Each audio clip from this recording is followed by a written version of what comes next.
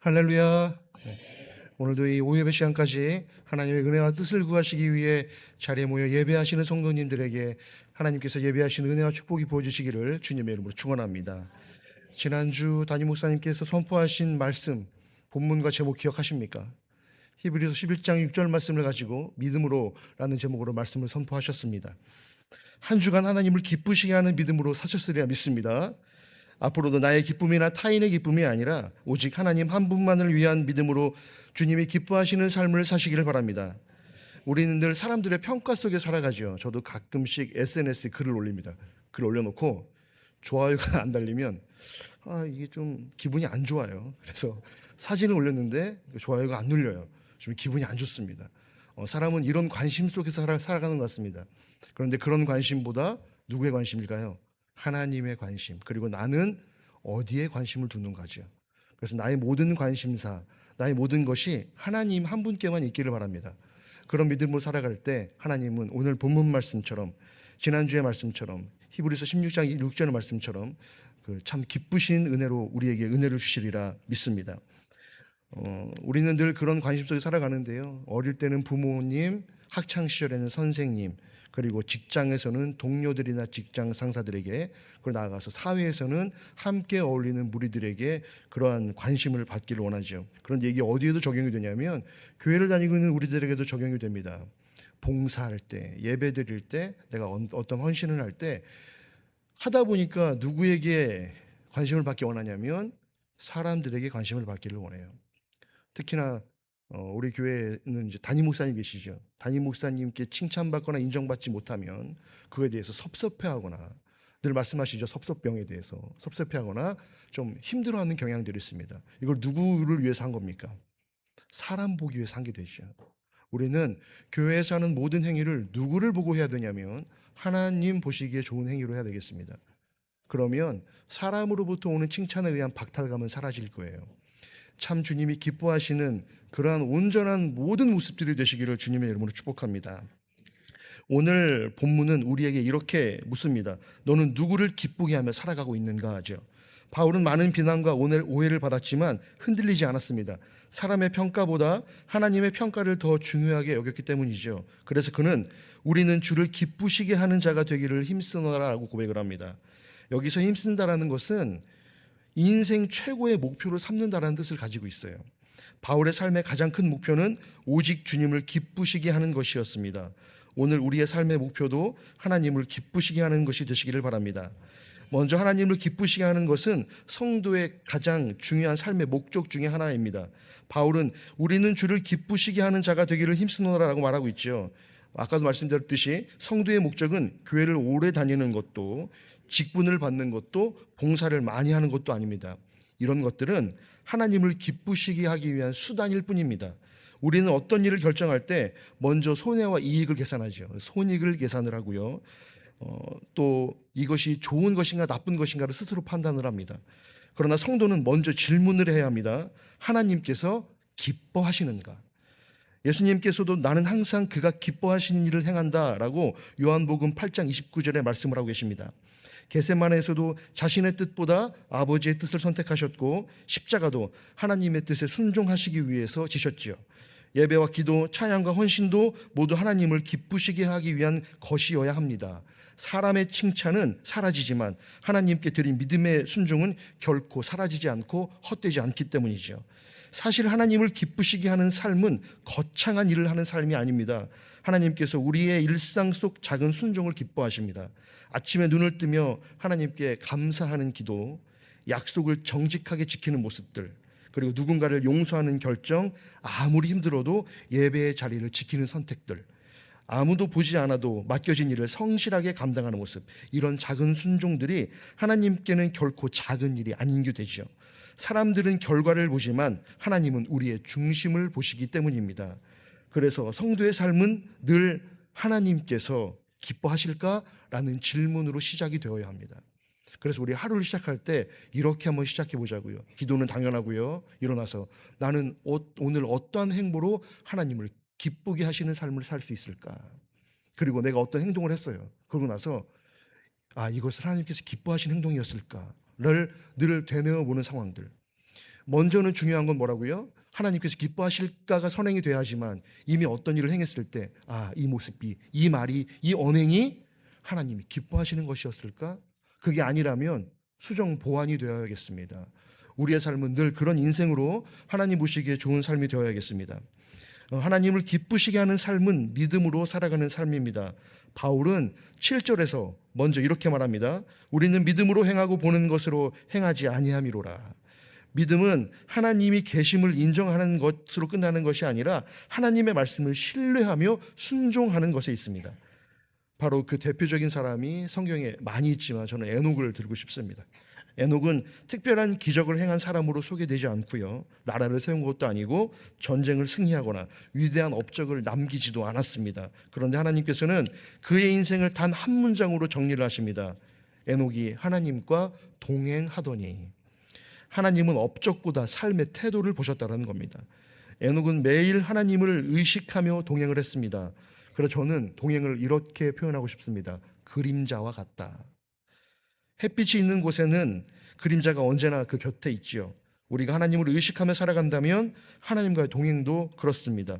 교회 안에서만 하나님과 함께하는 것이 아니라 가정에서도, 직장에서도, 학교에서도, 사람이 보지 않는 자리에서도 하나님과 함께 걸어가는 것입니다. 그것이 하나님을 기쁘시게 하는 믿음입니다.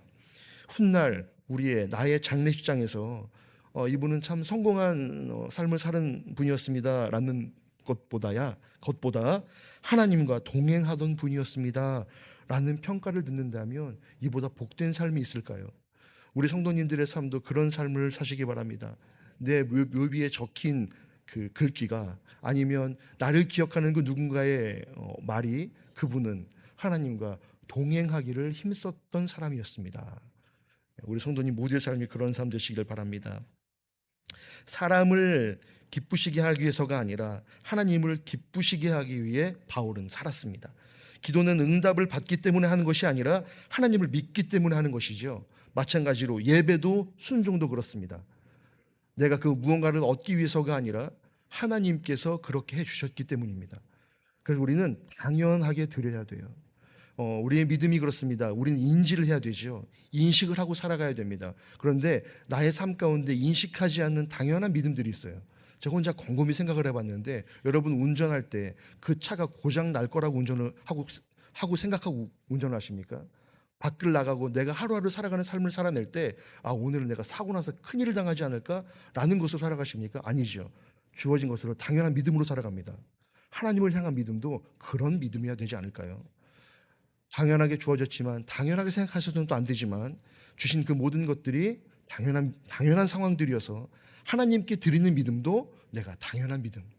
그래서 불안하지 않고 또 속박되지 않고 또 어떻게 삶에서 혼돈을 겪는 게 아니라 나의 믿음을 통해 하나님이 해주실 것을 자연스럽게 믿고 나아가는 삶들, 그런 삶들이 주님을 기쁘시게 하는 삶인 줄을 믿습니다. 또한 하나님을 기쁘시게 하는 삶은 주님 앞에 설 나를 바라보는 삶입니다. 바울은 이어서 말합니다. 우리가 다 반드시 그리스도의 심판대 앞에 나타나게 되어. 이 말씀은 행위로만 구원받는다는 뜻이 아니죠. 우리는 오직 예수 그리스도의 은혜로 구원을 받습니다. 바울이 말하는 것은 구원받은 성도가 어떤 삶을 살아야 하는가입니다. 성도는 심판이 두려워서 순종하는 사람이 아니라 먼저 사랑하시고 구원하신 주님의 은혜에 감사하여 순종하는 사람이 되어야 합니다. 세상은 성공과 결과를 보지만 하나님은 우리의 중심과 믿음, 충성을 보시기 때문입니다. 우리가 언젠가 주님 앞에 설 날을 기억한다면 오늘의 우리의 삶은 달라질 수밖에 없겠지요. 사람들은 지금 우리의 수고를 몰라줄 수 있습니다. 또한 억울한 일을 당할 수도 있지요. 정직하게 살다가 손해를 볼 수도 있습니다. 그러나 믿음의 사람은 낙심하지 않습니다. 왜냐하면 마지막 평가자는 사람이 아니라 하나님이심을 알기 때문입니다. 그래서 바울은 사람들의 비난에도 흔들리지 않았고요, 끝까지 복음을 전할 수 있었습니다. 예수님께서 달란트 비유에서 칭찬하신 말씀도 이렇게 말씀하시죠. 잘하였도다 착하고 충성된 종아. 이름 없이 드리는 봉사, 새벽의 기도, 가정에서의 신앙, 직장에서의 정직은 하나님께서 모두 기억하신다라는 겁니다. 히브리서 6장 10절은 하나님께서 우리의 사랑과 섬김을 잊지 않으신다고 말씀하고 계십니다. 오늘 성도들, 내가 성도된 삶을 살아갈 때 정말로 주님의 기쁨으로 살아가는가, 아니면 나의 기쁨을 채우기 위해 살아가는가, 그것도 아니면 다른 사람의 인정 욕구를 받기 위해 살아가는가, 여러분 어떤 삶을 살아가고 계십니까? 나의 기쁨이 되어서도 안 되겠고, 나의 주변에 누군가에게 주목받는 삶이 아니라 초반에도 말씀드렸듯이 온전히 주님 한 분만을 위해 기쁨으로 살아가는 삶. 그래서 나의 모든 행동과 행위가 하나님 보시기에 참 좋은 모습이어야 되겠고, 주님이 참 기뻐하시는 모습이 되어야겠습니다. 그래서 저는 가끔 기도할 때 가끔씩 그런 기도를 합니다. 하나님, 천지를 창조하시고 보시기에 좋았더라라고 말씀하신 그 기쁨이 얼마나 큰 기쁨이시겠습니까? 저의 삶의 모습이 하나님 보시기에 참 좋은 모습이 되기를 소원합니다. 우리 성도님들도 하나님께서 참 좋아하시는, 내가 널 보기에 참 좋았노라 라고 하시는 그러한 하나님의 은혜의 말씀이 있는 삶을 살아내시기를 소원합니다. 바울은 사람의 평가보다 하나님의 기쁨을 삶의 기준으로 삼았습니다. 믿음으로 살았고 주님 앞에 설 그날을 바라보며 하루하루를 살았습니다. 우리도 선택의 순간마다 한 가지를 질문해야 합니다. 이것이 하나님을 기쁘시게 하는 선택인가? 정직이 손해처럼 보일 때도, 용서가 어려울 때도, 예배를 지키는 것이 불편할 때도 믿음은 하나님의 뜻을 먼저 선택하는 것입니다. 바울이 그 길을 걸었고 에녹이 그 길을 걸었으며 믿음의 수많은 선대들이 그 길을 걸어갔습니다. 무엇보다 예수님께서 그 길을 먼저 본인이 된 모습으로 걸어가셨죠. 우리 인생의 마지막에 가장 아름다운 평가는 이것일 것입니다. 저분은 하나님을 기쁘시게 하며 살았습니다. 오늘부터 사람의 칭찬보다 하나님의 기쁨을 구하고, 보이는 것보다 하나님의 약속을 붙들며 결과보다 믿음의 순종을 선택하는 삶을 살아내시는 성도님들의 삶이 되시기를 바랍니다. 그리하여 주님 앞에 서는 그날, 잘하였도다 충성된 종아, 너의 믿음이 나의 기쁨이었노라 라는 칭찬을 우리 모두가 듣는 복된 성도들이 되시기를 우리 주 예수 그리스도 이름으로 간절히 축원드립니다. 기도하겠습니다. 하나님 아버지, 오늘도 우리를 예배의 자리로 불러주시고 은혜 주심을 감사드립니다. 우리 진천중앙교회를 더욱 든든히 세워주시고 담임 목사님께 성령의 충만함과 지혜를 더하셔서 선포되는 말씀마다 영혼을 살리는 생명의 역사가 나타나게 하시며 영육간의 강건함으로 막힌 사명을 잘 감당하게 하옵소서. 앞으로 있을 성경학교와 각 부서 수련회 가운데 함께해 주시고 다음 세대가 예수님을 깊이 만나 믿음으로 세워지게 하옵소서. 또한 CTS 뮤지컬 드림스타를 통해 많은 어린이와 가정이 복음을 듣고 주님께 나오는 은혜를 허락하여 주옵소서. 이번 한 주간도 믿음으로 주님을 기쁘시게 하는 삶을 살아가게 하시고 우리의 삶을 통해 하나님께 영광 올려드리게 하옵소서. 예수 그리스도 이름으로 기도드립니다. 아멘.